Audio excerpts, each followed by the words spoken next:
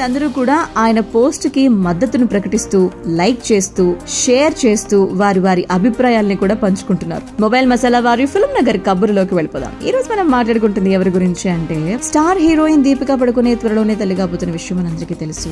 Recent గా లోక్సభ ఎన్నికలు జరిగాయి కదా, సో హస్బెండ్ రణ్వీర్ గారితో కలిసి పోటీ వేయడానికి బయటకు వచ్చారు. ఆ ఫోటోస్ ఏవైతే ఉన్నాయో, వీడియోస్ ఏవైతే ఉన్నాయో సోషల్ మీడియాలో బాగా వైరల్ అయ్యాయి. అయితే కొంతమంది netizens Deepika baby bump trolling చేస్తూ నెగిటివ్ కమెంట్స్ పెట్టారు. వాటిని వ్యతిరేకిస్తూ ఒక సీనియర్ జర్నలిస్ట్ పోస్ట్ పెట్టారు. ఆ పోస్ట్ కు బాలీవుడ్ ప్రముఖులందరూ కూడా స్పందిస్తూ మద్దతు తెలుపుతున్నారు. దీపికా ప్రెగ్నెంట్ కాదని, బేబీ బంప్ ఫేక్ అంటూ కొంతమంది నెటిజన్స్ పోస్టులు పెడుతున్నారు. దీనిపై ఒక సీనియర్ జర్నలిస్ట్ రియాక్ట్ అవుతూ తన ఇన్స్టాలో పోస్ట్ పెట్టారు.